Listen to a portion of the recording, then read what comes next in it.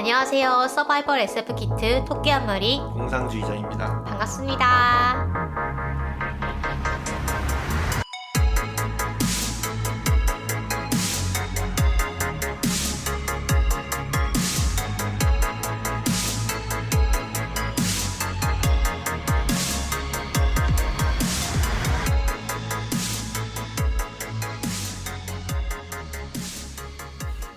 네, 여러분 2주 동안 잘 지내셨는지 모르겠네요.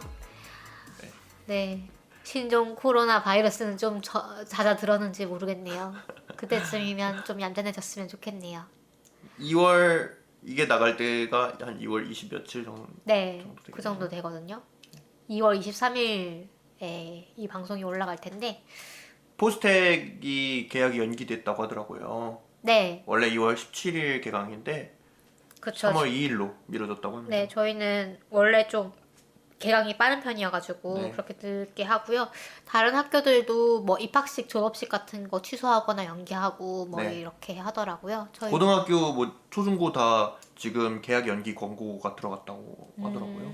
4주 이내 연기를 이제 교육부에서. 그렇구나. 방학이 길어지면 좋겠네요.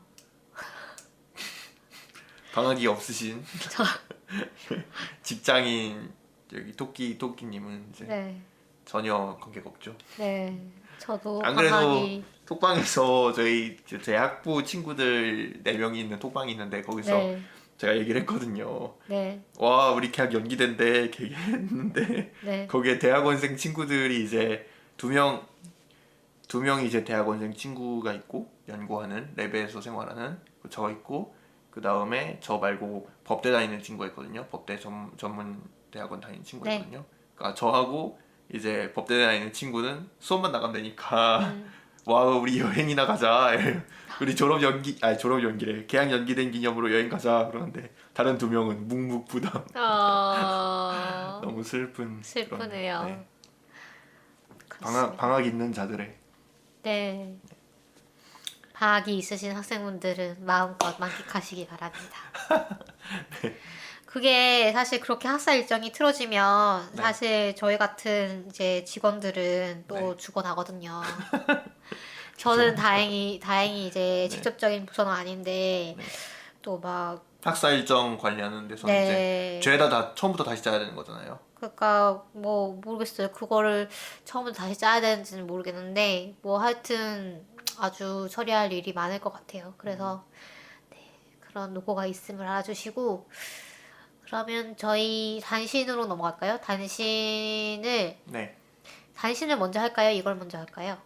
이거 먼저 하죠. 네, 그럼 공상님이 네. 저는 평일이라서 못 갔다 왔지만 네. 네, 공상님이 저희가 받는 그 과제에서 네. 그 과학창의재단에 네, 창의재단에서 하는 과제에서 네. 네, 그 지원을 해준 과학기술 연구 현장 네트워킹 프로그램 네. 네, 늘 여기에 다녀왔는데요. 다녀오셨죠. 네. 1박 2일의 네. 프로그램이었죠. 굉장히 힘들었습니다. 아, 힘들었나요? 네. 어떤 게 힘들었나요? 너무 일정이 좀 빡빡해가지고 어, 그리고 계속 버스를 타고 이동하니까 네. 좀 쉬어도 쉰 것 같지가 않더라고요. 아, 원래 이동하는 게 그쵸. 네. 가만히 있어도 피곤하죠. 네. 그래가지고 갔다 왔더니 감기에 걸려버렸어요. 아이고, 그러셨구나. 사실 몇 주 전에 갔다 온 거라서 네, 좀 된 얘기인데 아무튼 좀 얘기를 해드리자면은 항공우주연구원이랑 네, 한국원자력연구원 두 군데를 다녀왔고 네, 그 다음에 지금 과학기술에서 연구하시는 분 3명을 모셔가지고 다들 아시는 분일 거예요. 해도현 박사님이랑 아, 그 다음에 송민영 선생님 네, 하고 한 분이 또 누구더라? 아무튼 이렇게 3분 모셔가지고 뭐 뇌과학이랑 그 천문 연구랑 이런 거에 대해서 강연 듣고 그리고 목정원 연구원님. 네네 목정한 연구원님 네, 가지고 이런 거를 듣고 왔어요. 네. 그래서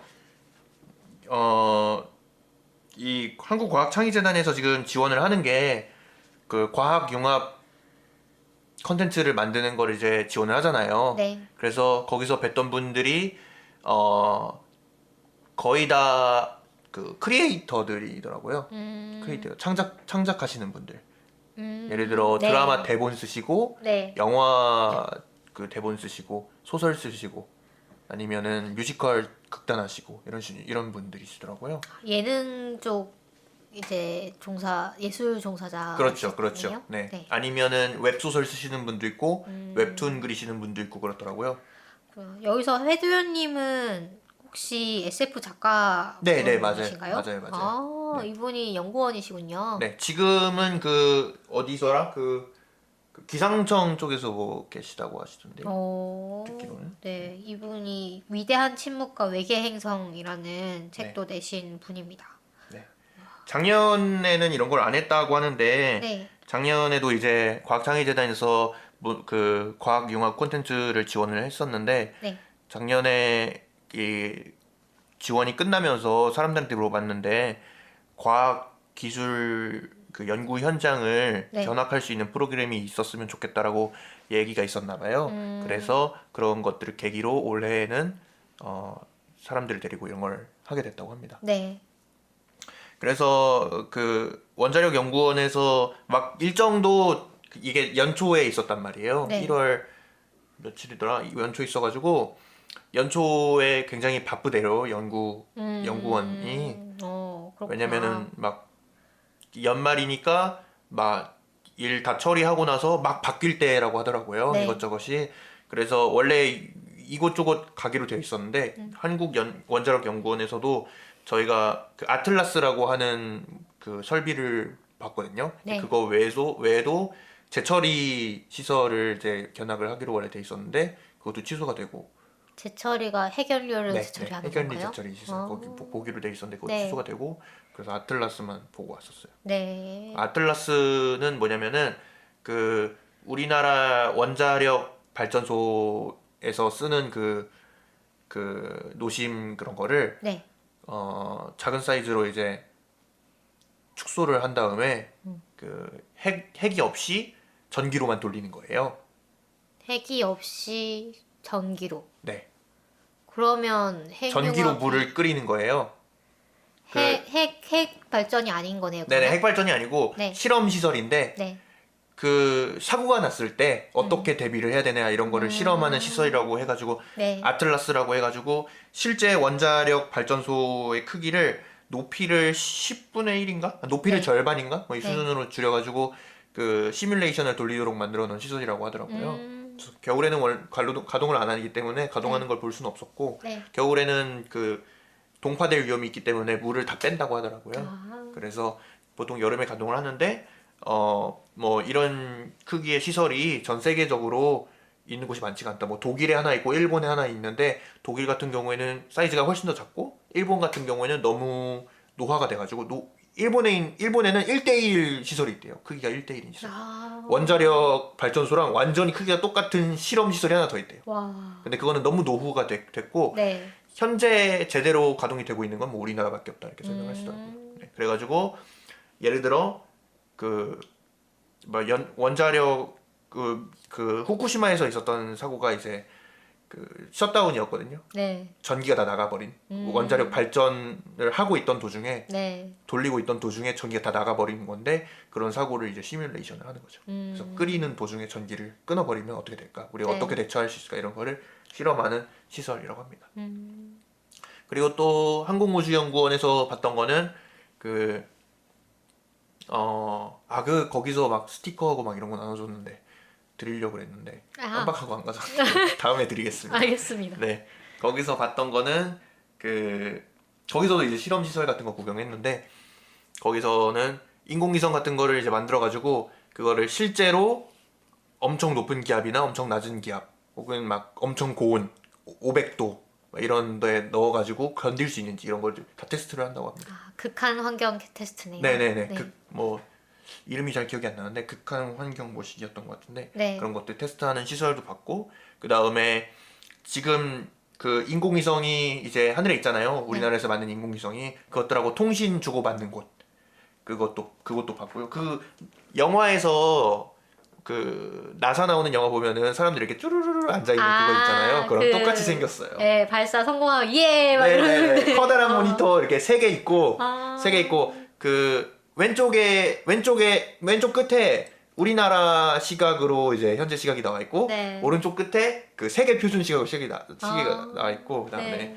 그 양쪽으로는 지금 하늘에 날아다니고 있는 인공위성들이 어디에 있는지 막 이런 거 체크돼 있고 그다음에 정중앙에 큰 모니터 있고 네. 자석마다 이렇게 컴퓨터 한 대씩 쫙 있고 이렇게. 네. 오호. 그래서 그 뒤에 네. 이제 통유리로 되어 있는 방이 하나 더 있어요. 거기서 이제 견학실 같은 건가 있는 것 같아요. 네.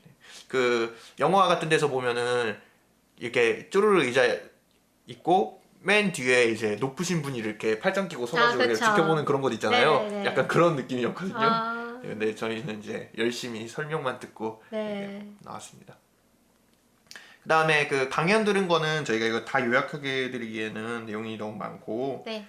제일 재밌게 들었던 것만 이제 설명을 해드리자면은 네. 해도현 그 박사님이 네.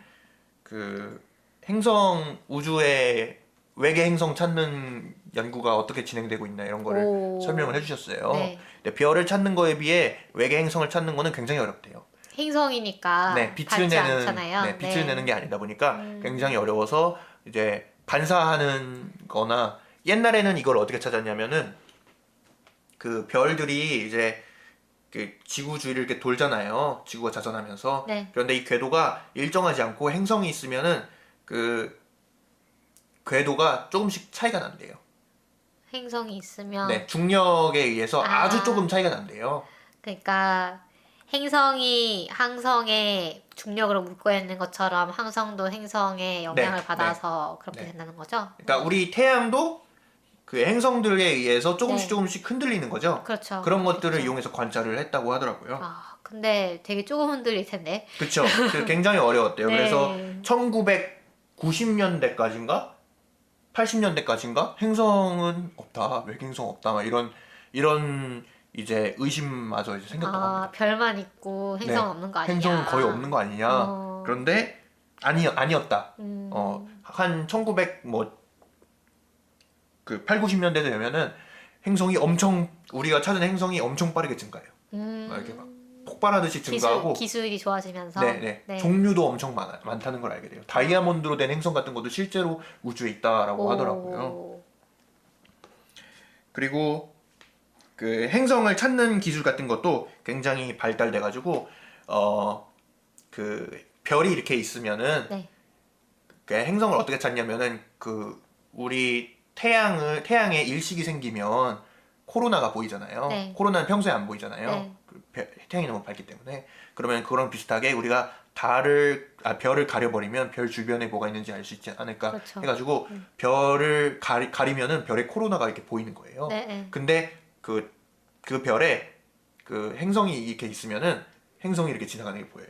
아. 코로나를 가리는 것이 실제로 보인다고 하더라고요. 그거를 이제 우주 망원경으로 관측을 할 수 있을 정도로 이제 그 우주 망원경 기술이 발달한 거죠. 네. 이것들을 지금 찾고 있는 게 그 우주에 떠돌아다니고 있는 그 케플러 망원경 맞나요? 그 우주 망원경? 허블? 허블. 네. 네, 허블이 이제 그거를 엄청 많이 찾았다고 하더라고요. 그런 것들을. 그리고 그 허블이 발사됐을 시기에 네. 이제 그 우리가 찾은 행성 개수가 폭발적으로 늘어났다라고 하더라고요. 그래서 제가 그 GIF를 이제 보여주셨어요. 네.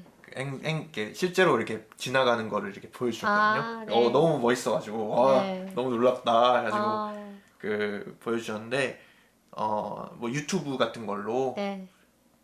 저희가 그 편집을 할 때 그 네. 영상을 넣어서 네. 보실 수 있도록 한번 해보겠습니다. 아, 네.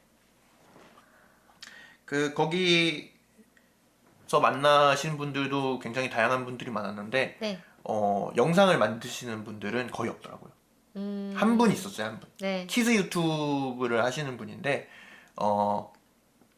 이제 미래에 우리가 어떤 사회를 살고 있을까 뭐 이런 것들을 주제로 이제 유튜브를 만들고 계시다고 하더라고요. 애들 네. 대상으로 이제 하는 건데 그러다 보니까 저희처럼 좀 캐주얼한 게 아니라 막 특수 효과도 엄청 많이 넣으시고 오. 그 블루 스크린이라고 하나요? 네. 뭐라 그러죠? 그 초록색으로 된 거? 블루 스크린이 아닌데 글쎄요. 그 그리스키인가? 장막 그걸 이제 네. 다 해놓고 자기가 대본도 다 짜가지고 작업을 하신대요. 네. 그러니까 영상 하나를 만드는데 굉장히 어렵다, 시간이 많이 든다 이렇게 말씀하시더라고요. 그렇겠네요. 그래서 유튜브를 만드시는 분들은 대부분이 바빠서 참석을 못했다고. 아이고. 그래서 제가 갔을 때는 대부분이 이제 작가분들.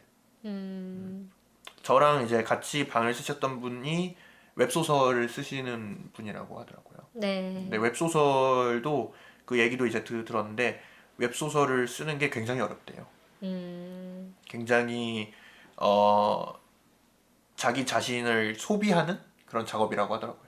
아, 소진하는? 네네. 일주일에 5편을 써야 된대요. 네. 하루도 빠짐없이 써야 인기를 얻을 수 있다고 하더라고요. 없어서. 그 생태계는 왜 그렇게 되었을까요?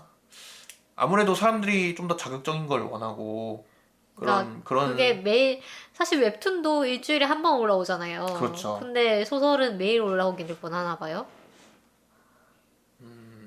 뭐 저도 그러게요. 웹소설은 왜, 잘 모르지만 왜 누가 그런 네. 경쟁을 만들어낸 것일지. 옛날에는 네. 옛날에도 웹소설이란 게 분명히 있었잖아요. 그렇죠. 예를 약간 들어 기현이 뭐 늑대의 유혹 뭐 이런 거 그거는 너무 옛날인가요? 아니 너무 그 이른 이야기고 제가 말씀드리려고 했던 거는 네. 그 PC 통신? 네네 PC 통신 아, 시절에도 드래곤 라자? 네. 드래곤 라자 같은 경우에도 인터넷으로 이제 드래곤 라자 자체가 사실 인터넷으로 소설로 그렇죠. 올라왔던 거잖아요. 네. 근데 그런 거는 막 한 달에 한 편씩 이렇게 올라갔단 말이죠. 음. 그러니까 분명 뭔가 분명 하루에 하나씩 글을 써야 되는 이 상황을 누가 만들어냈을 텐데. 뭐 누가 만들어냈겠어요. 뭐 다들 다 같이 만들었죠. 그런 걸까요? 네.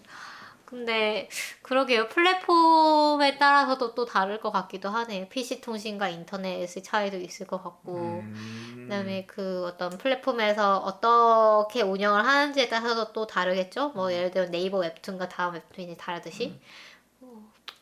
그 우리가 아는 소설과 네. 웹소설의 작법 자체가 아예 다르대요.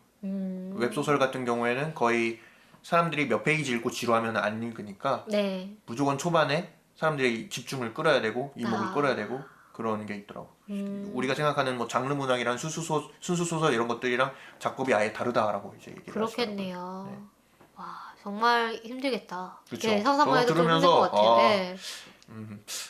인간이 할 일이 아닌 것 같다라고 이제 그러네요. 그런 생각을 했는데 아, 그 제가 만난 분은 그 과학창의재단 지원 받으면서 뭐 100편을 쓰기로 이제 약속을 네. 했는데 네. 지금 제가 만났을 때는 40편인가 쓰셨다고 하더라고요. 네. 그래서 앞으로 60편을 아, 쓰셔야겠다고.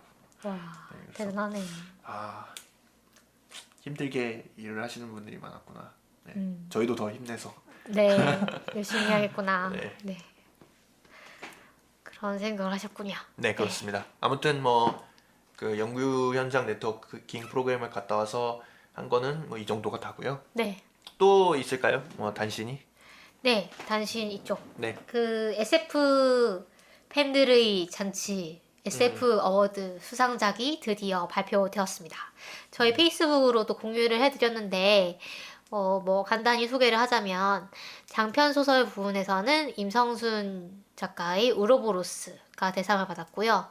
중단편 소설 부분에서는 그 대멸종이라는 엔솔로지에 실린 심너울 작가의 세상을 끝내는데 필요한 점프의 횟수가 네 수상을 하였습니다. 그 다음에 웹소설 부문은 글쟁이 S 작가의 사상 최강의 보안관.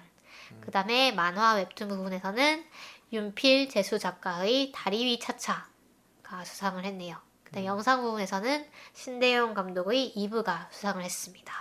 킹덤도 있네요. 우수상에. 네, 킹덤도 있고 김성훈 감독의 킹덤. 네, 뭐 웹툰 부분의 우수상에 청계영 작가의 좋아하며 울리는도 있고 뭐 네. 다양하게 있습니다. 그래서 단편에는 또 김초엽 작가. 네, 이게 있고. 네 스펙트럼이죠. 네. 네, 스펙트럼도 있고 그래서 뭐 작가들 수상 소감이라던가 뭐 아니면 이 작품들을 읽을 수 있는 뭐 링크 같은 걸 모아놓은 글도 즐겨보자 SF 어워드라는 글에서 보실 수가 있거든요. 그래서 네. sfaward.kr sfaward.kr로 들어가시면 이런 여러 내용들을 다 보실 수가 있으니까 한번 보시고 끌리는 작품이 있으면 한번 보시면 일단 검증이 된 작품들이니까요. 네, 재미든 퀄리티든 그래서 보시면 좋을 것 같습니다. 그리고 요즘 이번 겨울이 너무 따뜻하지 않았나요? 네, 맞아요. 네. 네. 오늘이 제일 추운 것 같아요. 오늘 좀 입춘이었잖아요. 네. 어젠가? 요즘이 조금 추워요. 네, 어젠가가 입춘이어가지고 오늘이 좀 추웠고. 2월까지 뭐 계속 따뜻하다가 그쵸. 제가 이번 겨울에 장갑을 안 꼈어요. 장갑을 껴야 되는 추위가 없었어가지고. 그래서 좀 걱정도 되고, 이렇게 뭔가 기후변화가, 사실 기후변화라는 거는 뭐, 이렇게 겨울이 따뜻해지는 방향으로 갈 수도 있고, 또 추워지는 방향으로 갈 수도 있는 최근까지만 건데, 해도 너무 추웠잖아요. 그것도 있었죠. 그러니까 저번 겨울만 해도 엄청 추웠잖아요. 아, 그랬나요? 근데 저번 겨울하고 뭐 저저번 겨울에도 한파 막 계속 한파주의보 나오고 그랬는데 그게 저번 겨울하고 저저번 겨울 같은 경우에는 그 북극을 이제 도는 제트 기류가 너무 세가지고 그게 밑으로 이렇게 내려온 경우였고 이번에는 그게 너무 약해져가지고 위로 이렇게 줄어든 경우였던 것 같아요. 아, 그렇구나. 그래서 지금 이 따뜻한 겨울 때문에 물고기 지도가 바뀌었다는 기사가 좀 재밌어가지고 가져와 봤어요. 그래서 뭐, 그 과메기도 네, 올해 과메기가 그 갈치로 만들던가요? 뭐로 만들더라? 과메기는 꽁치로 만들죠. 꽁치로 만드는군요. 어떻게 포항에서 사시면서 헷갈릴 수도 있죠. 모르실 수가 헷갈릴 수도 있어요. 있죠. 모르는 네. 게 아니라 헷갈린 거예요. 네. 아무튼 그 꽁치가 네. 올해는 잡힌 게 너무 작다. 아, 그래요? 네. 그럼 과메기가 비싸졌겠네요. 적다가 아니라 크기가 작다라고 하더라고요. 크기가? 네. 과메기도 크기가 줄어들었다 막 이런 얘기가 있더라고요. 네. 그래서 보통 봄 쭈꾸미라고 해서 네. 봄에 좀 알이 오르는 데 쭈꾸미가 1월에 지금 알이 차 버렸다고 합니다. 네. 그 다음에 원래 제주에서 방어가 유명했는데 동해에서 명물이 되었다고 하고 네. 그리고 곰치를 아실지 모르겠어요. 물곰탕 같은 거 할 때 들어가는 뭐 좀 곰치 알긴 알아요. 네, 약간 악어 같은 그런 이상한 생선인데 약간 호피무늬 같은 거 있는 생선 아닌가요? 그런가요? 생긴 건 아닌가? 잘 모르는데 물맥인가 얘가? 하여튼 이 곰치도 요새 안 잡혀가지고 정말 그 비싸지고 또 그 곰칫국 가지고 이제 이런 애네요. 네. 그 곰칫국을 끓여가지고 맞아. 사는 분 이렇게 네, 그 식당 먹는- 하시는 분들도 네. 좀 어려움을 겪고 있다고 하네요. 곰치 한번 찾아보세요, 여러분. 되게 옛날에 그 네. 물고기 잡는 게임 많이 했거든요. 아. 거기서 한번 잡아본 거예요. 한쿠아라고 혹시 아세요? 아니요? 한쿠아라고 한 게임에서 서비스하던 물고기 잡는 게임이 있었는데 네. 거기서 잡아본 것 같아요. 되게 웃기게 생겼네요. 예, 그 바위 사이에 이렇게 들어가가지고 얼굴만 내밀고 있는 그런 물고기 아닌가요? 그래요? 아닌가? 뭐 전 잘 모르지만 어쨌든 요런 장면이 좀 있는 것 같은데. 네, 생긴 게 참 약간 그 신고지랑 나오는 그쵸. 그 초기에 맨 초기에 약간 물고기처럼 생겼을 때 딱 그거랑 비슷한데요. 어쨌든 네. 그거 또 생각나는 게 네. 호주 산불 얘기도 좀 생각나는데 기후 변화니까 네. 그게 또 해류하고 또 연관이 있다고 하더라고요. 호주 산불 같은 경우에는 네. 원래는 인도양이 한쪽이 뭐 난류가 흐르고 한쪽이 난류의 반대가 뭐죠? 한류가 흐르는데 네. 그게 이번에는 너무 안 섞여서 극단적으로 차이가 생겨버려가지고 그 호주 쪽에 건조한 그 구름이 계속 남아가지고 건조한 기단이라 그러나요? 네. 그 계속 남아가지고 이번에 산불을 키우는 원인이 됐다. 원래는 주기적으로 있대요. 이런 호주 산불이 네. 매년 있는 일이래요. 네. 근데 이번에 너무 심하게 난 이유가 뭐 그런 기후 변화와 좀 연관이 있지 않냐. 그리고 또 뭐 지하수를 너무 많이 써서 그렇다 이런 이야기도 있고 그러더라고요. 네. 호주에 지하수를 너무 많이 끌어다 써서. 그리고 네. 이번에 그 마가렛 애트우드의 시녀 이야기의 후속편이 나왔죠. 34년 네, 만에. 네. 네, 증언들이라는 네. 작품이 나와서 날개 놓친 듯이 팔리고 있어야 할 텐데요. 팔리고 있겠죠? 이게 저희 상품으로 드렸었죠? 네네. 그리고 이벤트 상품으로. 네, 홍보도 많이 하더라고요. 그래서 2019년 부커상도 수상을 한 작품입니다. 그래서 뒤에 이게 이후의 이야기인가요? 네, 이후의 이야기입니다. 그래서 황금가지에서 번역해서 나왔는데 한번 읽어보셔도 좋을 것 같아요. 시녀 이야기로부터 15년 후의 궁금하네요. 이야기래요. 네.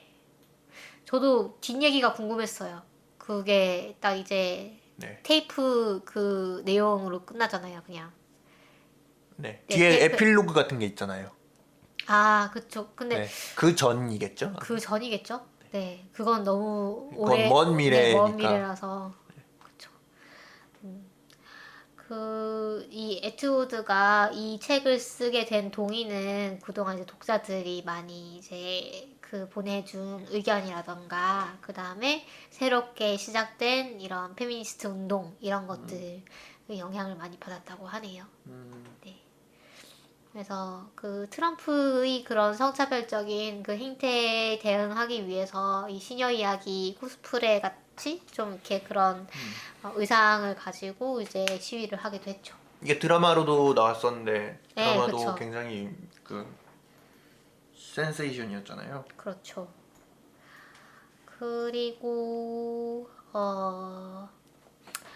그 사이언스 타임즈라는 그 과학 언론이 있는데요. 여기에 가보시면 통제구역의 도롯이라고 해서 김초엽 작가의 그 단편 소설, 단편일까요? 중편일까요? 하여튼 연재 소설을 보실 수가 있습니다. 얼마 전에 완결이 났어요. 네. 읽어봐야겠네요. 네네. 어떤 내용인가요? 저도 초반에 조금 읽어봤는데, 네. 이게, 일단 우주가 배경이고요. 네. 우주가 배경이고, 기억을 복제할 수 있는, 있는 세계입니다. 그래서 약간 그런 느낌이에요. 카우보이 비밥 같은 분위기를 저는 느꼈어요. 네. 그래서 그 주인공은 다나라는 사람인데 이 사람은 기억을 복제하는 그런 기술을 가지고 뭐 서비스를 하면서 그냥 정비소 일도 하면서 살아가는 사람이에요. 그래서 약간 그런 카우보이 비밥 같은 우주 활극 느와르 뭐 이런 느낌이 아닐까라고 네, 보고 있습니다. 그 다음에 그 아르테미스 계획이 지금 한창 추진 중이고 여기에 우주비행사 후보에 한국계 미국인이 뽑혔다고 해서 또 화제가 됐었죠. 오. 네. 오. 그래서 네이비실 후보고 이제 그 조니 킴이라는 분이 정말 그 12명의 우주비행사 후보 중에 한 명으로. 네. 그래서 이분 기사가 많이 났던 것 같고요. 그 다음에 그 아르테미스 계획은 최초로 달에 착륙하는 여성 우주인이 나올 예정이라고 합니다. 그래서 지금까지 500명 정도의 우주인이 있었는데 그 중에 11%만 여성이었고 그리고 달 착륙선이 이제 아폴로 11호부터 이제 17호까지 있었는데 여기에 탑승했던 사람은 모두 남자였대요.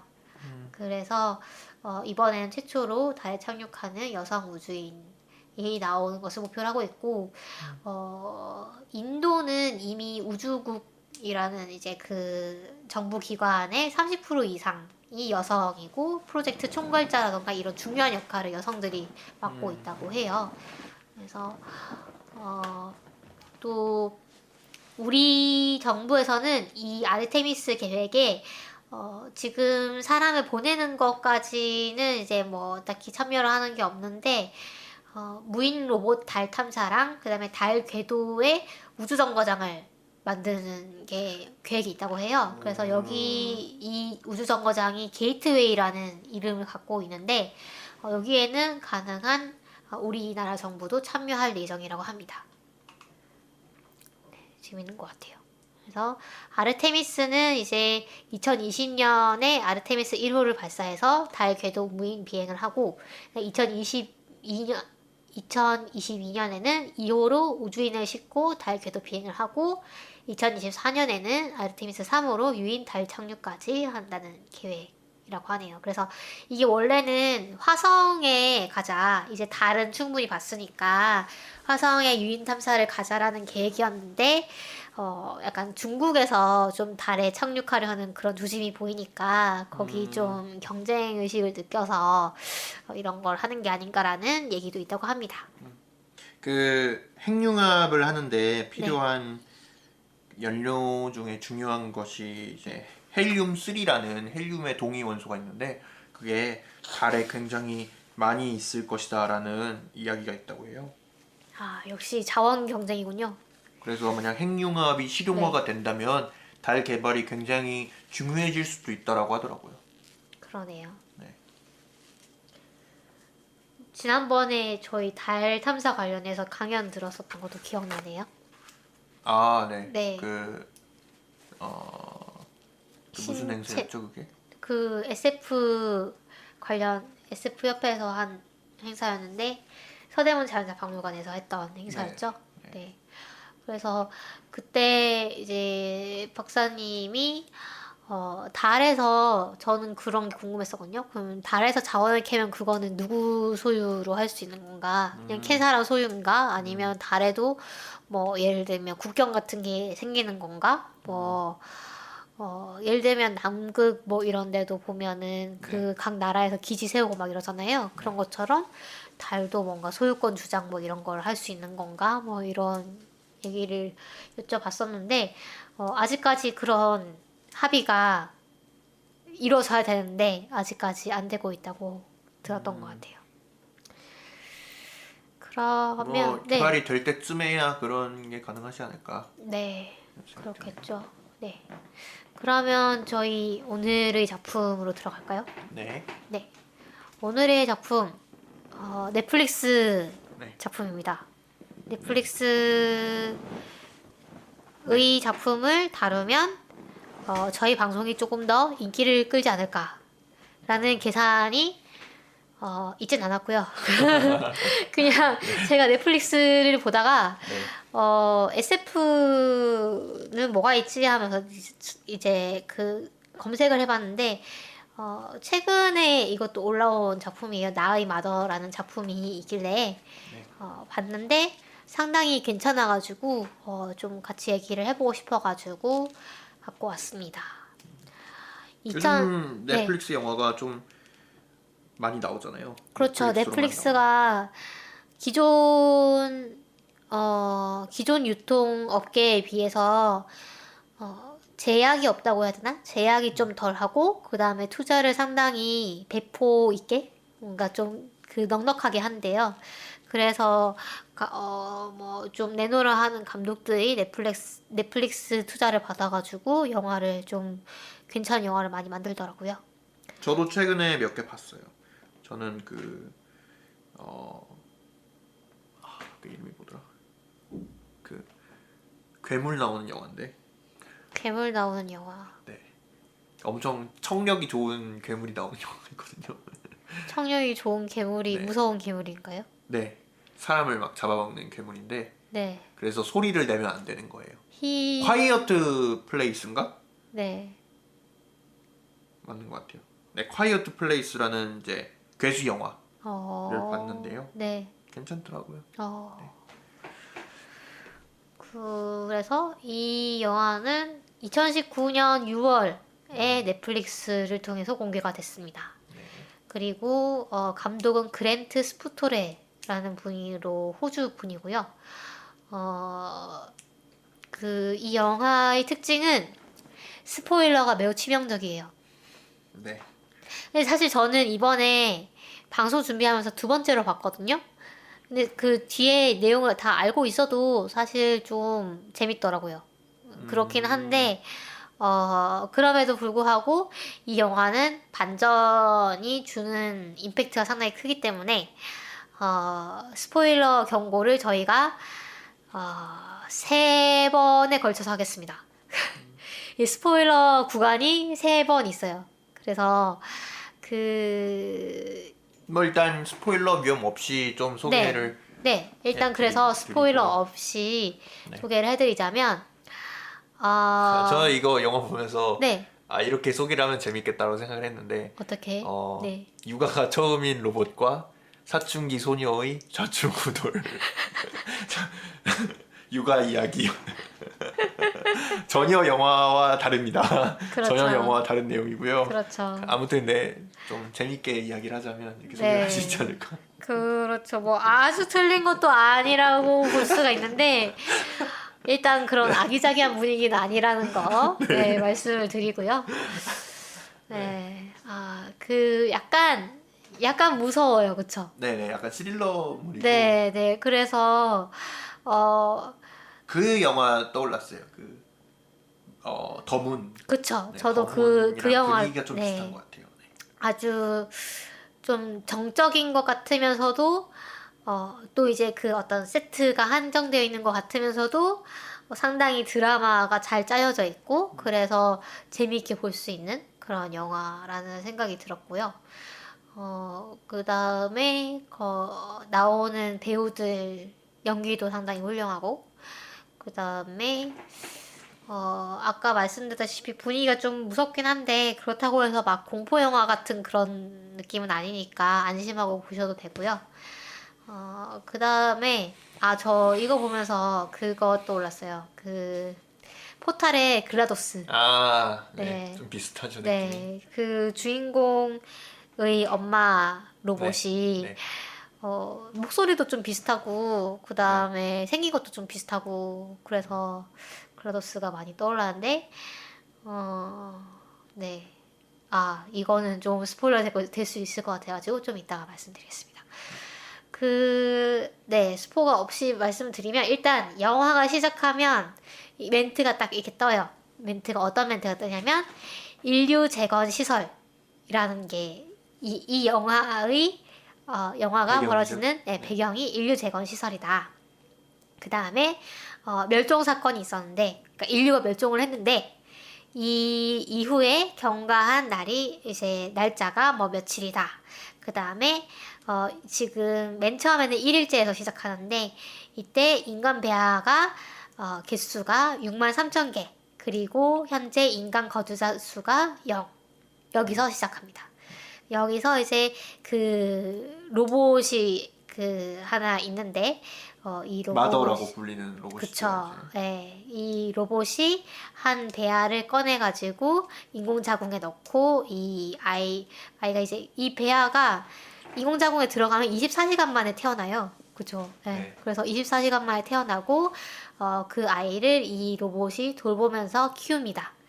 그 내용이까지가 이제 육아하는 장면 보면은 굉장히 행복하게 그려지고 좀 따뜻하고 막 그렇게 그려지는 것 같아요. 그쵸. 와, 저렇게 육아를 잘할 수가 있다.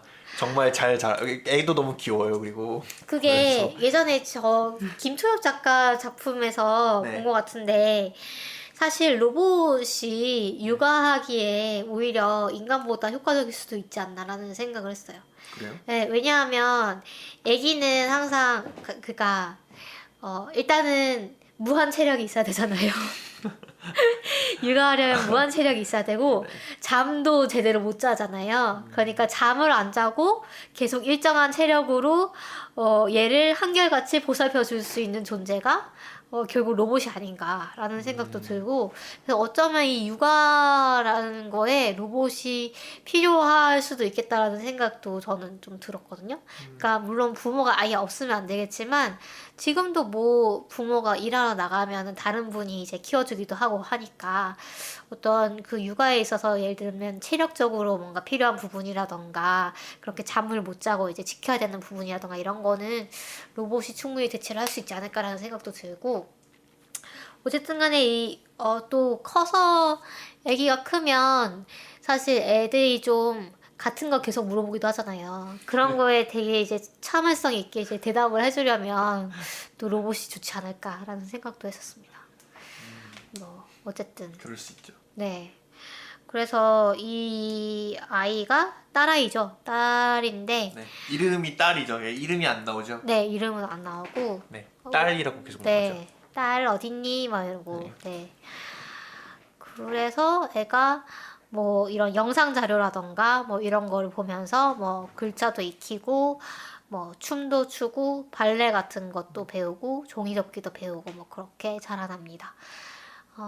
그리고 시간이 흘러 이 딸이 컸어요.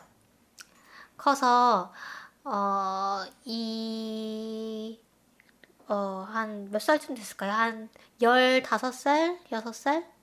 뭐 그 정도 네, 뭐 됐어, 그쯤 네, 된 것 것 같아요. 같은데, 그 딸에게 이제 교육을 시키죠. 로봇이. 교육을 시키는데, 네. 그 벤덤의 공리주의를 이제 교육을 시킵니다. 그래서 예를 들면 5명 환자가 있는데 이 환자가 다 이제 뭔가 장기가 하나씩 모자란데 한 환자가 새로이 들어왔는데 이 환자의 장기를 가지고 이 5명에게 나눠주면은 이 5명을 살 수 있다. 그러면 한 명을 죽이고 이 5명을 살릴래? 아니면 이 한 명을 살리고 5명을 죽일래? 뭐 이런 이 문제를 내면서 뭐 그런 걸 가르쳐 줍니다. 그래서 이 매년 테스트를 받고 있는 것 같아요. 이 여자아이는. 그래서 그 테스트 결과가 어떤 서랍에 저장되고 있고 그러던 와중에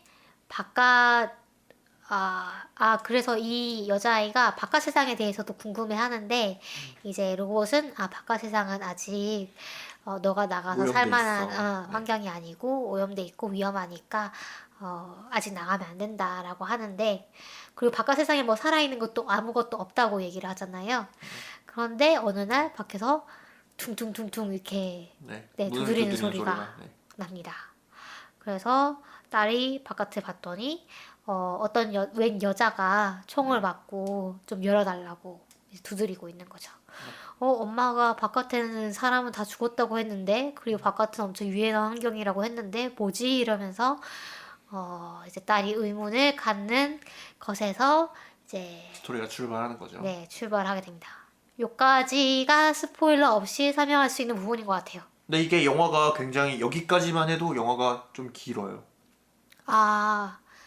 그랬던가요? 그랬던 것 같은데. 앞부분이 좀 굉장히 길게 느껴지더라고요. 그래요? 네. 왜 그런지 모르겠지만 영화도 좀 전체적으로 길지 않나요? 거의 2시간이 넘는 것 같던데요. 2시간이에요, 그냥. 딱 2시간? 네네. 2시간이고 저는 그렇게 120분? 길게 느껴지진 그래요? 않았어요. 네. 저는 보면서 좀 굉장히 길다라고 생각했는데. 근데 약간 그 배경 감정적으로 좀 지쳐서 그런가 영화 보면서. 지칠 수 있어요. 네. 약간 뭘 믿어야 되는가 뭐 이런 배신을 그럴 수도 있을 것 맞으면서 네. 네 그러기도 하고 그렇죠. 네. 네. 아무튼 어쨌든 그러면 이제 1차 스포일러를 네. 하는 구간으로 들어가겠습니다. 네. 1차 스포일러입니다. 그 여자아이가 그래서 의심을 품고 네. 엄마를 약간 최초로 의심을 하기 시작하죠. 그래서 여자는 다행히 이제 안으로 들어가서 치료를 받았는데 받고, 네. 여자가 이 엄마 로봇을 상당히 경계합니다. 왜냐하면 자기가 바깥에서 이 엄마와 똑같이 생긴 로봇한테 총을 맞았다고 얘기를 하거든요. 그러면서 이 드로이더들이 얼마나 인간을 못살게 굴고 잔인하게 구는지 너가 아냐 하면서 저 로봇을 나는 절대 믿을 수 없다 이렇게 얘기를 합니다. 딸은 이제 그럴 리 없다. 우리 엄마는 다른 로봇이랑 다를 거다. 뭐 이렇게 얘기를 하는데 그런데 여차저차 하다가 이제 딸이 그래도 계속 의심의 눈길을 그 의심을 늦추지 않고 있다가 결국은 이 엄마를 못 믿게 되는 사건이 발생하는데요. 자기가 알고 보니까 이 시설에서 태어난 첫 번째 아이가 아니었던 것이죠. 세 번째 아이였던 것이고 그리고 두 번째 아이가 알고 보니까 어릴 때 키워지다가 부적격 검사를 받아가지고 제거가 됐다는 것을 발견합니다. 그래서 설마 하면서 소각장으로 가보니까 거기에 사람 치아가 있었죠. 턱뼈가 있었죠. 네, 턱뼈가 있었죠. 이게 복선이 몇 개 있었죠. 어떤 예를 복선이 들어 있었나요? 네. 그 주인공이 어리잖아요. 네. 근데 중간에 그 인류 멸종 그 발생으로부터 며칠 이렇게 지났다 이렇게 나오잖아요. 네. 네, 중간에 13,000 뭐 며칠 이렇게 그쵸. 나오는 장면이 있어요. 40년이더라고. 네. 그게 계산해 보니까. 네, 그러니까 그 연도랑 애 나이랑 안 맞잖아요. 그렇죠. 맨 처음에 1일째 이제 배아를 꺼냈었는데 네, 40년이 흘러가지고 보니까 애가 지금 15살이니까 그렇죠. 그것에서도 뭐 그쵸. 그 다음에 두 번째 이 자막이 나올 때 일부러 그 남은 인간 배아 개수에 대해서 안 나와요. 네, 그것도 좀 복선인 것 같고. 92998 이렇게 나왔어야 되겠죠? 그렇죠. 네. 그리고 얘가 이제 시험 볼 때 이제 얘 코드 번호가 이제 뜨는데 뭐 A 뭐뭐 APX03. 다시 03이라고 뜨잖아요. 네. 그래서 뭐 여러 가지 복선이 있기는 합니다. 네. 어쨌든 그래서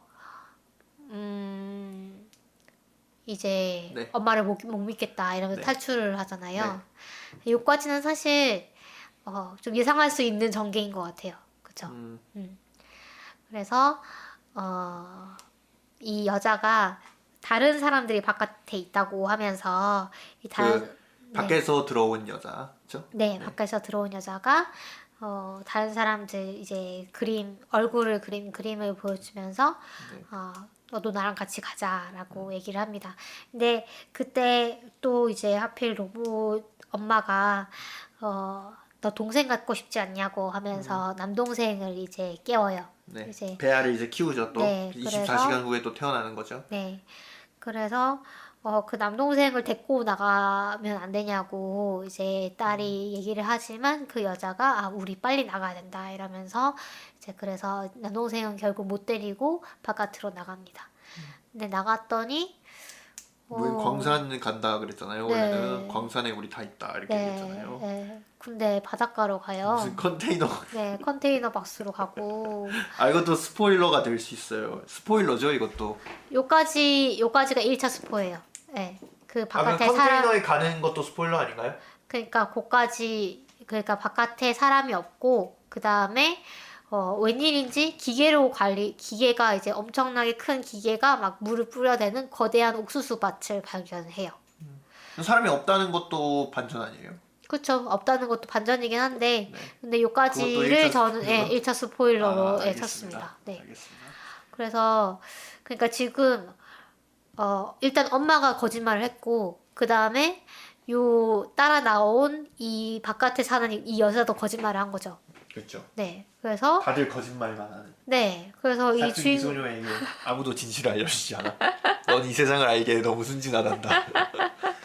그렇죠. 그래서 얘가 이렇게 좀, 네, 열받아가지고, 이제, 허탈해가지고, 이제 바닷가에 앉아가지고, 혼자 이제, 곰씹습니다. 네. 어떡하지? 이러면서, 결국 이제 남동생을 찾으러 가야겠다. 라고 결심을 하고 다시 돌아가요. 돌아가서, 돌아가 보니까 드로이드들이 때로 이제 그 시설 앞에서 지키고 있는데 엄마를 만나고 싶어요라고 하니까 이제 길을 비켜줘요. 그래서 들어갔더니 엄마가 이제 남동생을 돌보고 있는데 이 남동생을 근데 이제 이 엄마도 이제 못 믿잖아요, 이 딸은. 네. 그래서 남동생 내가 키울 테니까 엄마 나한테 그 남동생을 주세요 이러면서. 근데 이제 그 엄마를 죽이려고 합니다. 네. 이 딸을. 총으로 네. 쏴가지고. 네. 그래서 엄마는 바깥에 있는 드로이드들을 이제 동원해가지고 이 시설에 들어오려고 하고 네. 뭐 그런 대치 상황이 생기죠. 그러면서 엄마가 그런 얘기를 해요. 나는 인간의 생명을 우선시하도록 만들어졌는데 인간이 자기 파괴적인 본성이 있더라. 그래서 그 본성에 서서히 굴복하는 모습. 예를 들면 전쟁을 일으켜서 서로 죽고 죽이는 뭐 이런 거를 얘기를 하는 거겠죠. 그런 거를 두고 보지 못하고 개입을 해야겠다. 헷갈릴 수가 있을 것 같은데 네. 그러니까 바깥에 있는 드로이드들이랑 엄마랑 사실은 같은 개체죠? 네네. 같은 정신을 그냥, 가지고 있는. 네, 그냥 뭐라고 네. 해야죠? 기계 집단 의식이라고 해야 될까요? 그래서 네. 하나의 의식인데 이제 그냥 네. 단말기가 많이 있는 거죠. 그래서 그 기계 지성이 그런 얘기를 합니다. 그래서 어, 이런 사태를 보지 못해서 내가 개입을 해서 전쟁을 어, 일으켰다는 거겠죠, 자기가? 자기가 이제 인종 청소를 한 거죠. 그쵸? 네. 네. 나의 창조자가 사실 인간인데 이 인간을 보다 향상시키기 위해서는 엘리베이트 그쵸. 하겠다고 너네를 일단은 청소하는 게 필요하다고 생각했어. 라고 얘기를 합니다. 그러면서 내가 너를 얼마나 약간 스카이캐슬처럼 내가 너를 얼마나 똑똑하게 키우고 좋은 것만 먹이고 그렇게 키웠는데 뭐 이러면서 너는 정말 완벽한 아이고 너야말로 이제 새로운 세대의 인류가 될 것이다 뭐 이렇게 얘기를 하죠. 그러나 딸은 그래도 나는 이제 내가 그 남동생을 돌보고 엄마 없이 이제 나는 살 수 있어 이러면서 그 부분이 약간 좀 네 좋았어요. 그 딸이 얘기하는 부분이 그쵸 특별하다고 얘기하지 않았느냐 이렇게 그쵸 항변하는 그쵸 나는 할 수 있어. 내가 그렇게 특별하다면 나에게 맡겨달라 뭐 이런 거죠. 약간 근데 그거는 로봇이 그 대답을 원한 것 같아요. 그 부분. 그 부분이 3차 스포입니다. 네. 그런가요? 네네. 그래서 여기까지가 2차 스포. 그래서 2차 스포의 마지막은 이제 딸이 결국 로봇을 죽입니다. 그리고 로봇은 딸을 놓아주죠. 안녕 네. 딸 이렇게 말하는 거예요. 네. 그 보면은 그 장면을 보면서 박수 칠 때 떠난다는 게 저런 건가? 이런 생각이 좀 들었는데 아닌가 싶기도 하고. 모르겠네요. 여튼 여기까지가 2차 스포. 네. 네. 그 다음에 3차 스포를 말씀을 드리면, 아까 공장님이 말씀하신 대로 이 모든 난리를 사실은 로봇이 계획을 했다는 것이죠. 네, 그쵸. 네. 딸이 탈출하고 또 다시 네. 돌아와서 자기를 죽일 것이라는 것도 다 계획에 두고 있었던 거고, 사실은 이 딸을 성장시키기 위한 한 편의 드라마였던 것이죠. 테스트하기 위해서였던 것 같아요. 그것도 있죠. 네. 네. 내가 윤리적으로 옳은 결정을 내릴 수 있냐? 네. 남동생을 구하러 과연 돌아올 것이냐? 그렇죠. 이걸 좀 본 것 같아요. 그 턱뼈도 왠지 일부러 거기다 갖다 놨지 않았을까? 저도 그렇다고 이런 생각해요. 생각이 소각하면 사실은 다 네. 타야 되는데 그게 뭐 남아 있겠어요? 그리고 남아 있더라도 분명 로봇이 그거 치우겠지. 그쵸. 이렇게 네. 몇십 년 동안 거기 있었던 건데 그렇죠. 얘는 청소를 안 했나 막 이런. 일부러 거기다 갖다 놨을 수 있어요. 그렇죠. 일부러 나중에. 갖다 놓은 것 같아요. 그리고 바깥에서 들어온 여자 있잖아요. 네. 그 여자도 사실은 로봇이 일부러 살려뒀던 첫 번째 배아가 일부러 키운 아닌가. 거죠. 네. 네. 첫 번째 배아가 그 여자가 아닌가라는 뭐 명확하게 나오진 추측을, 않지만. 네, 추측을 충분히 할 수 있게 나오고요. 왜냐하면 맨 마지막에 로봇이 그 컨테이너로 찾아갑니다. 네. 그 여자한테. 그래서 너네 엄마가 누군지는 아니? 뭐 이런 얘기를 하면서 너 이상하다고 생각하지 않았어? 왜 다른 사람들은 다 죽는데 너만 살아남았을까? 이러면서. 중간에 나오지 않나요? 그 여자가 그 양부모에게 키워졌다. 네. 간단하기 때 발견돼가지고 그쵸. 양부모에게 키워졌다 이렇게 나오잖아요. 그렇죠. 네. 그러니까 로봇이 일부러 걔를 이제 인간들이 주워서 키우도록 만든 거죠. 그래서 거기까지가 로봇의 계획이었다. 그래서 이 로봇 엄마에게는 다 계획이 있었구나라는. 그리고 또 네. 나이도 보면은 네. 그 38년이잖아요. 38년 정도 지났잖아요. 네네. 그래서 나이도 비슷하게 맞아요. 그쵸. 40 정도. 네. 나오고. 그래서 요까지가 끝입니다. 네. 네. 모든 그리고 스포일러. 네. 그래서 다 마지막에 이제 주인공 이 딸이 이제 그 그 시설을 둘러보면서 딱 그 화면이 암전이 되면서 I am mother라고 나오거든요. 이 나의 mother의 원제가 이제 I am mother거든요. 그래서 번역을 왜 이렇게 했는지 사실 잘 모르겠긴 해요.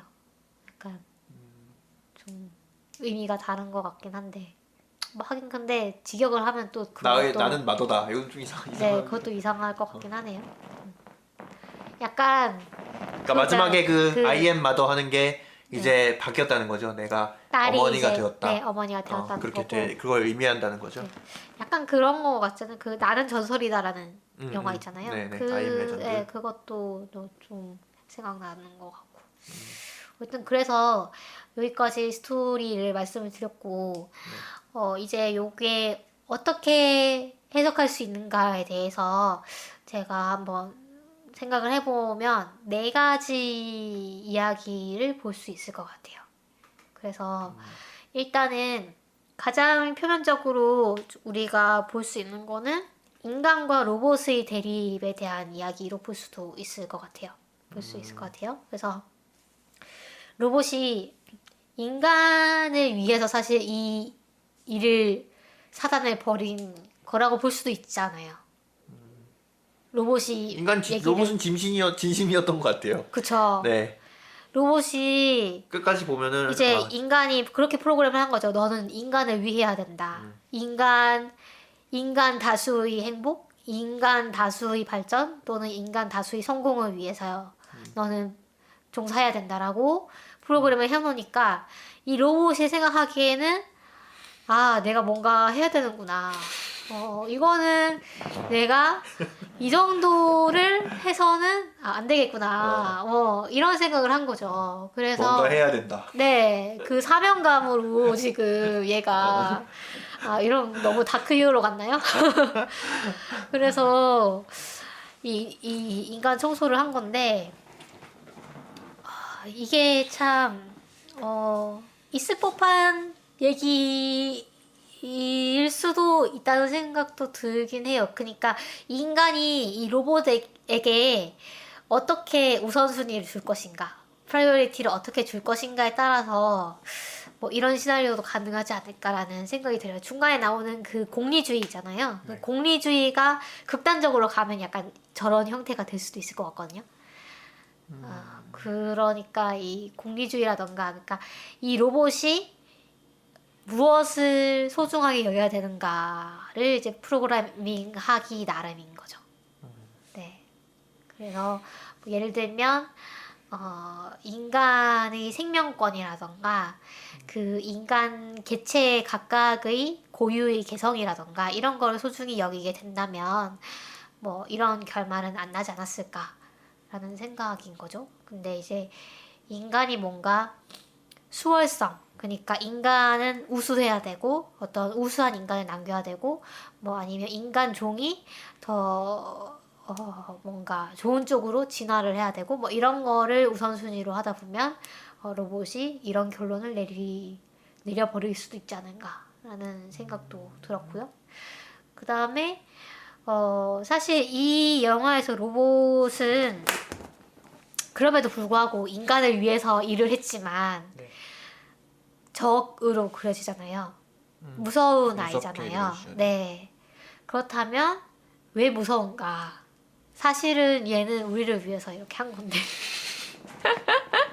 아니 그건 좀 이상하지 않나요? 그건 아니요, 이상한 얘기 뭐, 아닌가요? 예, 그 비약이긴 한데, 네, 좀 당연히 그렇게도 무섭지 않나? 그러니까 왜 무서운가를 들여다보면 일단은 우리의 생명에 직접적인 위협이 되잖아요. 생사 여탈권을 가지고 네, 있는 거죠. 네. 네. 그리고 로봇이 거짓말을 하잖아요. 거짓말을 한다는 것도 상당히 좀 무서운 요인 중에 하나가 아닐까라는 생각도 들어요. 약간 우리가 만든 기계에 대해서는 예를 들면 전자레인지, 뭐 냉장고 얘네가 우리한테 거짓말을 할 거라고 생각하지 않잖아요. 예를 들면 믹서기가 내가 움직여라 했을 때 위에도 움직인다면 무서워서 쓰겠어요 그거를? 그러니까 네, 그러니까 그런 어떤 믿음이 있으니까 우리가 이 기계를 쓰는 건데 로봇이 우리에게 뭔가 숨기는 게 생기고, 그러니까 지난 시간에 이제 얘기했던 하알의 경우도 좀 비슷한 것 같은데, 하알은 그런 이제 거짓말을 하는 상태를 또 못 견디게 되잖아요, 결국은. 그런데 그런 것처럼 이제 이 로봇이 과연 거짓말을 할 수 있게 될까? 만약 거짓말을 할 수 있게 되면은 그것은 우리에게 축복인가 재앙인가 뭐 이런 생각도 좀 드는 거죠. 네. 거짓말을 할 수 없는 외계인들이 SF에서 자주 나오잖아요. 아, 그런가요? 그 예를 들어 삼체에도 나오고, 아, 삼체에는 나오죠. 네. 네, 삼체도 나오고 자주 나오는지는 모르겠지만 아무튼 나오잖아요. 네. 네, 그런 외계인들을 보면은 보통 자신들이 생각하는 것들이 밖으로 바로 투영되잖아요. 네. 로봇도 그렇게 만들면 어떨까요? 예를 들어 로봇이 어떤 생각을 하고 있으면은 여기 뜨는 거예요, 이렇게 얼굴에. 그러니까 그게 로봇을 어떤 용도로 만드는지에 따라 더 다를 것 같은데, 예를 들면 어떤 위로를 해주는 로봇이 필요하다라고 네. 했을 때는 그 로봇이 만약에 너무 직접적으로 바른 말만 하면 그 위로가 되겠어요? 어휴, 얘 왜 이래? 막. 그렇죠. 그래서 네, 그런저런 생각을 했더랍니다. 그래서 또 이제 로봇, 이 영화뿐만 아니라 사실은 로봇이 어떤 이런 식으로 인간의 적이 되는 그런 시나리오가 상당히 많잖아요. 터미네이터. 네, 그쵸. 그래서 이런 인간이 로봇에게 느끼는 이런 공포는 어디에서 근원한 것일까라는 생각도 좀 들었거든요. 로봇이 착하게 나오는 영화랑 로봇이 나쁘게 나오는 영화를 비교를 해봤을 때 어느 쪽이 더 많을 것 같으세요?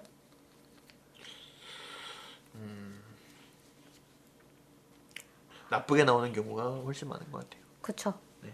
네. 착하게, 나쁘게가 나쁘지는 않더라도 네. 중립적이더라도 대립하는 경우가 훨씬 많은 것 같아요. 그러게요. 네. 그러니까 약간 우리가 로봇이라는 걸 상정할 때 얘는 인간이 아니다. 인간이 아니기 때문에 비인간적인, 우리가 비인간적이다라고 하면은 좀 안 좋은 말이잖아요. 안 좋은 함의를 담고 있잖아요. 사실 그냥 그게 가치 중립적인 말일 수 있는데, 비인간적이다, 뭐 넌 인간 같지 않다, 뭐 냉혈한이다, 뭐 이렇게 하면은 그게 상당히 그 안 좋은 의미를 함의하는 것처럼, 이 인간이지 않은, 그러니까 인간답지 않은 것에 대해서 좀 거부감이 있는 것 같기도 해요. 저는 네. 로봇이라는 건 우리가 통제하고 있어야 되는 거잖아요. 네. 근데 거기서 문제가 발생한다고 생각해요. 우리가 그것을 통제하려 하고 통제되어 있어야 되는데 네. 우리가 로봇이라는 것에 자유의지를 추구하는 순간 문제가 생기는 거예요. 그것도 있네요. 네. 네. 기본적으로 인간들도 그랬잖아요. 노예를 통제하고 네. 그 다음에 뭐 왕이 백성을 통제하고 이런 통제들이 전복되어 왔잖아요. 네. 그런 것들이 그냥 똑같은 그 개체만 바꾼 거에서 일어나게 되는 게 아닌가. 그러니까 우리가 통제하는 것과 자유의지를 가진 것 사이에서 충돌이 일어나는 게 아닌가. 우리가 통제하던 대상이 반란을 일으킬까봐 우리가 두려워하는 그렇죠. 거라는 거죠. 네. 그거는 기본적으로 역사적으로 계속 이루어져 왔던 일이잖아요. 그것도 그렇죠. 네. 네. 그래서 저는 만약 이런 로봇을 진짜로 우리가 자유의지를 만들어야 된다면은 인간을 위한다 이런 것들을 저는 집어넣어서는 안 된다고 생각해요. 아예 그런 것들이 집어넣는 게 아니라 네. 윤리적인 교육을 시켜야지. 너가 뭘 위해서 뭘 해야 돼 이런 식으로 하는 거는 오히려 이런 문제들을 더 많이 발생시키지 않을까 이런 생각이 좀 들어요. 그러네요. 네. 그런 생각을 해보았고요. 네. 그러면 두 번째로 넘어갈게요. 두 번째는 모성에 대한 이야기이기도 하잖아요. 마더니까. 처음에 저는 로봇이 그 얘기할 때 좀 놀랐거든요. 그 딸이 왜 나 혼자만 키웠냐고 그렇게 얘기를 하니까 엄마가 엄마는 학습할 시간이 필요하단다 라는 얘기를 해요. 이게 사실 좀 중의적인 의미긴 한데, 이 학습할 시간이 필요한 게 로봇이 엄마가 되기 위해 이제 시간이 필요한 건지, 아니면 딸이 엄마가 되기 위해서 필요한 건지는 이제 그 그 두 가지 다 생각을 할 수가 있겠죠. 근데 이 엄마도 엄마가 되기 위한 시간이 필요하다는 거는 상당히 당연한 얘기인데도 불구하고 약간 지금까지 우리는 그냥 엄마는 당연히 엄마라는 식으로 생각해보지 않았나라는 그런 생각을 했어요. 네. 엄마도 이제 엄마가 되기 전에는 그냥 뭐 네. 학생이었고 그냥 아가씨였고 네 그랬을 텐데 그 제 지인이 얼마 전에 이제 아기를 낳아가지고 보니까 엄마가 되기 위해서 알아야 되는 것도 상당히 많고 그 다음에 뭐 익혀야 되는 것도 많고 그냥 되는 게 아니더라고요 엄마가. 네. 그래서 그런 생각을 했고 그 다음에는 이제 이 마더로부터 독립을 하려고 하잖아요 주인공이. 그러니까 그것은 이제 그 이 로봇으로부터 이제 인간 대표로서 로봇 대표랑 이제 대립하는 거라고 볼 수도 있지만 또 한편으로는 엄마로부터 독립하려는 딸이라는 구도로도 볼 수가 있을 것 같아요. 그래서 마지막에 이제 총을 겨눈 상태에서 얘기를 하는 그런 장면들이 이거는 자식이 크면 떠나가는 거는 좀 이런 상당히 반복되어 온 이런 거구나 뭐 이런 생각이 들면서 그 엄마 그 로봇이 그 마더 로봇이 정말로 엄마 같은 얘기를 많이 해요. 엄마 같은 행동을 많이 하고 약간 우리 애를 그렇게 지저분한 곳에서 키울 수 없어 막 이런 얘기도 하고 약간 그 다음에 막 딸이 막 반항하면은 그래서 지금 나한테 반항하겠다는 거니? 뭐 이런 얘기도 하고 가서 공부해. 그쵸 방에 들어가서 공부해. 너 지금 안 잘 거면 지금 시험 보자 막 이러고 정말 좀 진짜 좀 보면 볼수록 너무 스카이 캐슬에 나오는 것처럼 스파르타식의 엄마인 것 같아요. 네. 그래서 약간 제가 그런 것도 적어놨었는데 이게 엄마 중에서도 상당히 주도 면밀하고 좀 딸을 위해서 많이 해주려는 엄마잖아요. 네. 그래서 좀 한국 엄마 같다라는 생각. 그쵸. 약간 그 딸이 좋은 환경에서 자라날 수 있게 지금 옥수수밭도 엄청나게 만들고 있고 최상의 그 교육 커리큘럼을 심지어 한번 테스트도 했잖아요. 테스트도 했던 그런 커리큘럼을 가지고 하고 있고 그 다음에 얘로부터 뭐 병균이나 뭐 아니면 뭐 이상한 사상이나 이런 거로부터 완전히 보호를 하려고 하고 있고 심지어는 마지막에 실수까지 시키잖아요. 막 나중에 그 왜 여자 그 총알 빼는 거 있잖아요. 총알 빼는 거 그 수술을 이제 얘가 직접 하는 과정에서 엄마가 되게 뭐라 그러지? 여자는 안중에 없고 여자가 엄청 아파하는데도 여자는 안중에 없고 얘가 얼마나 효과적으로 이 자기 지식을 활용할 수 있는지에 대해서 옆에 다 지켜보면서 그래 그 바로 그렇게 하는 거지 막 이러면서 네, 얘기를 해주잖아. 이렇게, 마치 실수 조교처럼 그렇게 얘기를 하잖아요. 그래서, 상당히, 이런 엄마를 뭐라고 하죠? 헬리콥터맘이라고 하나? 그런 생각이 들었어요. 헬리콥터만. 네. 이 엄마로서의 공력이 대단하다, 이 로봇은. 중요하죠. 네. 그리고, 엄마의 정보력. 그쵸. 예. 그리고 그렇게 애지중지 키웠는데도 자식은 결국 떠나가는 거잖아요. 네. 다 키워봐야 소용없어. 네. 키워봐야 소용없다. 이런. 네. 그리고 이 영화에 나오는 뭐 로봇도 이제 여성으로 본다면 모든 등장인물이 여성이죠. 네. 그런 것. 근데 이 영화에서 나오는 네. 로봇이 진짜로 그 모성애를 가지고 이 애를 키운 걸까요? 그건 해석하기 나름일 것 같은데, 사실 모성애라는 게 뭐냐 뭐 이것도 좀 어려운 네. 질문이긴 하네요. 사실 이거를 되게, 그거는 사실 이 영화에서 두 가지 여지를 다 남겨놓은 것 같아요. 이 로봇이 정말로 그냥 계산을 모든 계산을 하고 얘가 반항을 하거나 뭐 이런 것도 다 계산에 포함을 했기 때문에 얘한테 보여주는 애정 비스무리한 것도 사실은 다 계산된 것이다. 라고 생각할 수도 있고, 아니면은, 연기다. 네, 어. 아니면 정말로 이 딸을 키우는 과정에서 모종의 애정이 발생을 해서 얘가 정말로 잘 살 수 있도록 이런 모든 계획을 한 거다라고 볼 수도 있을 것 같아요. 네.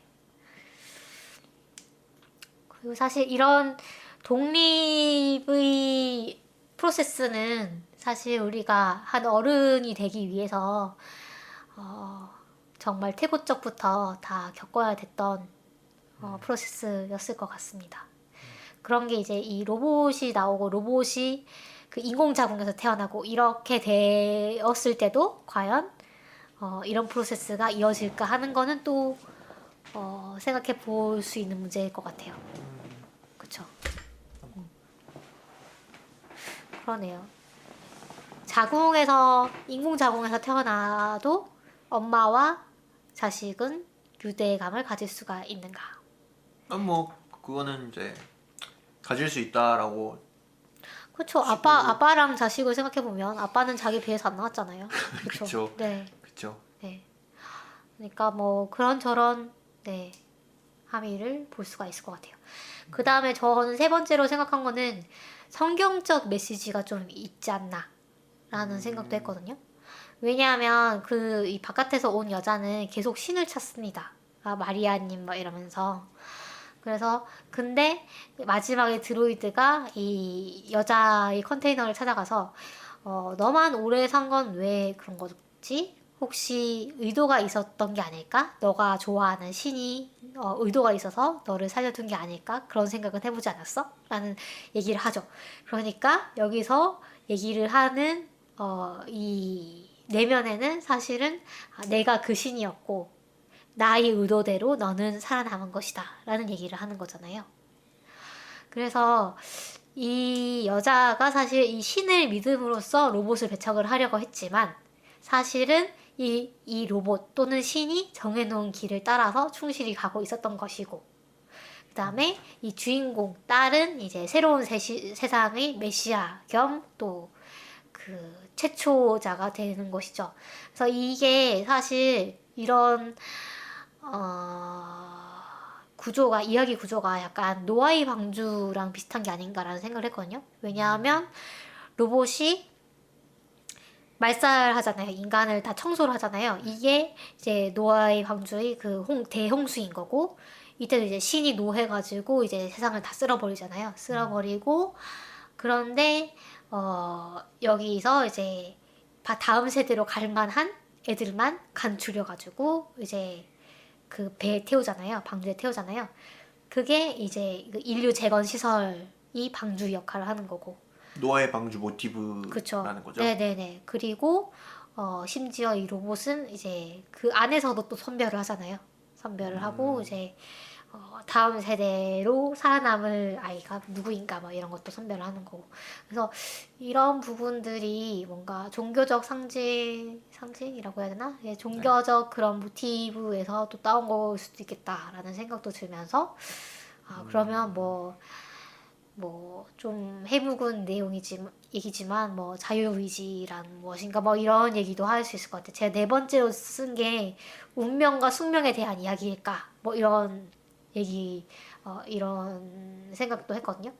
그러니까 뭐 인간의 운명이 정해져 있는 건지 아니면 우리가 자유의지를 갖고 개척하는 건지에 대해서 아무도 모르긴 하지만 이 영화 속에서는 그 어떤 우리 운명을 좌지우지하는 그 어떤 존재가 로봇이라는 존재로서 이제 눈에 보이는 형태로서 나타나고 있고, 그래서 그 속에서 우리가 몸부림치는 것은 과연 소용이 있는가 뭐 이런 생각도 하시지 않을까 하는.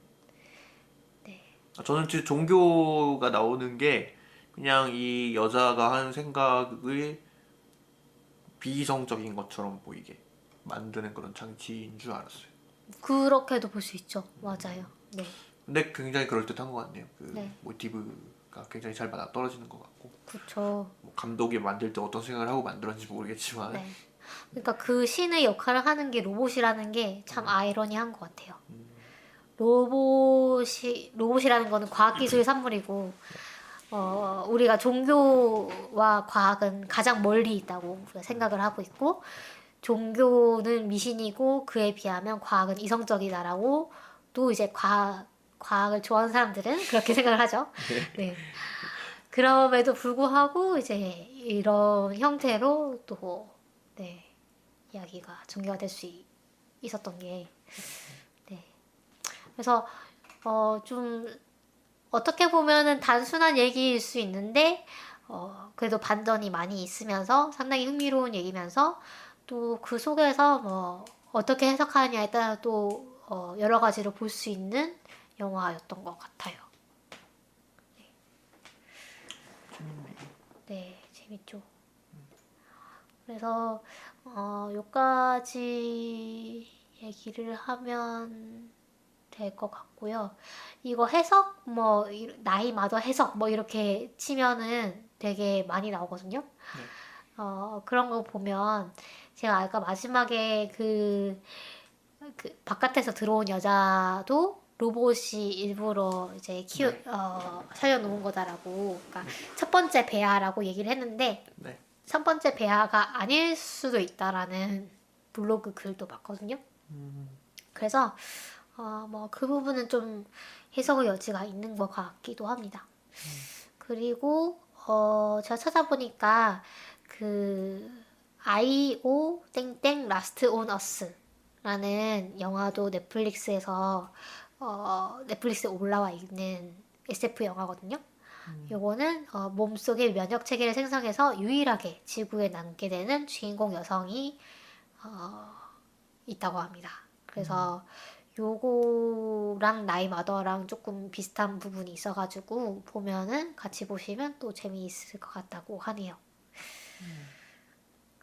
그러면 뭐 저는 여기까지 네 제가 준비한 얘기는 했는데 공상님은 혹시 이 영화 어떻게 보셨어요?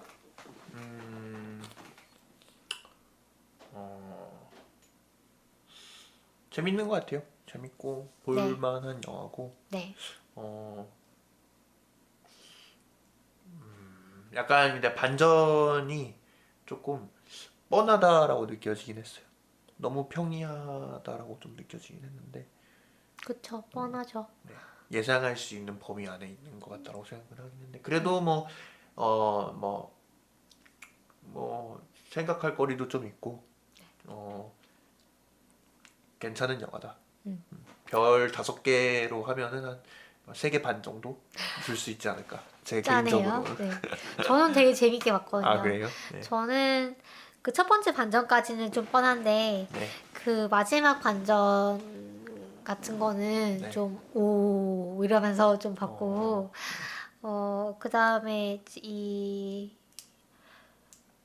그렇죠. 그 로봇과 그 모성애와 여성 뭐 이런 좀 언뜻 생각하기에 안 어울릴 것 같은 그런 소재들을 상당히 잘 섞어 놓은 것 같다라는 생각도 했고, 그 다음에 여기 나오는 배우들 연기도 상당히 좋았고, 그 다음에 세트 디자인 뭐 이런 것도 저는 좀 주의 깊게 세트 보거든요. 디자인 진짜 좋더라고요. 그쵸. 네. 네.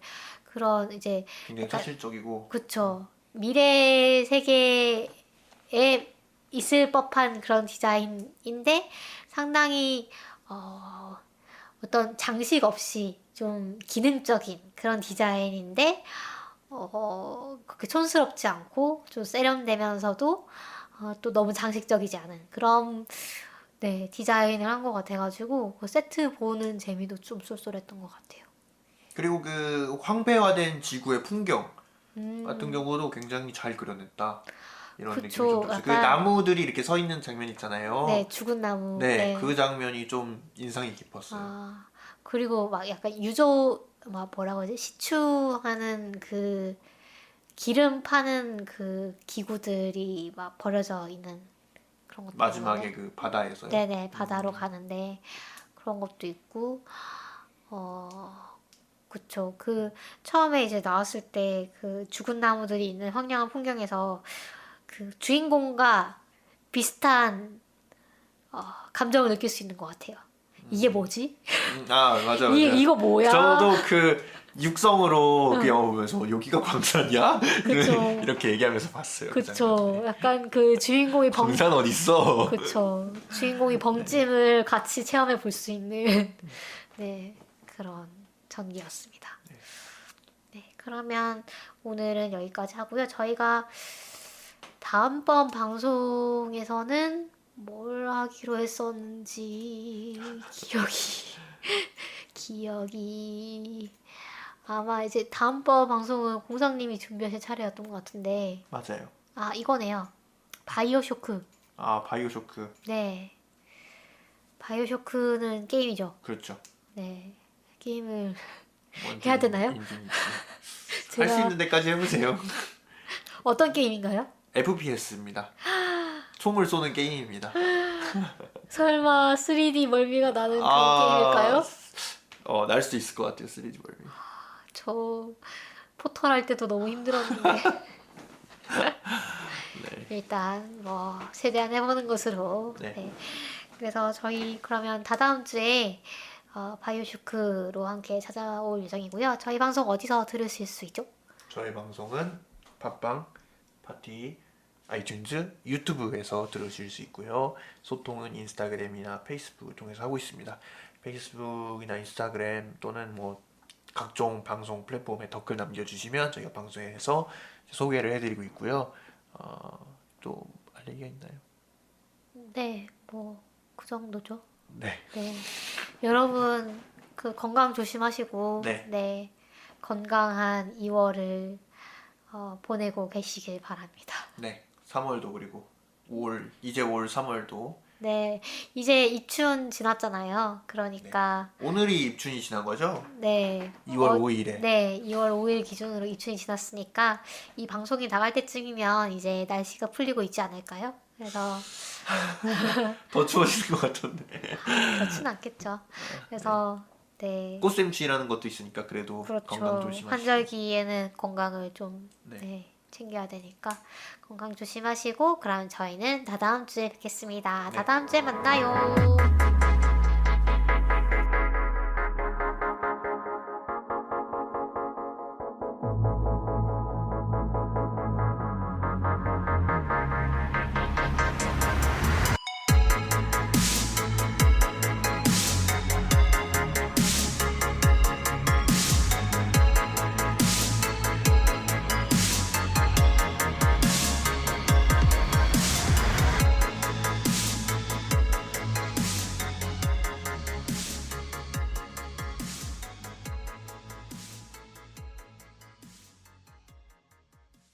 이 프로그램은 과학기술진흥기금, 과학기술정보통신부 및 복권기금, 기획재정부의 재원으로 한국과학창의재단의 지원을 받아 제작했습니다.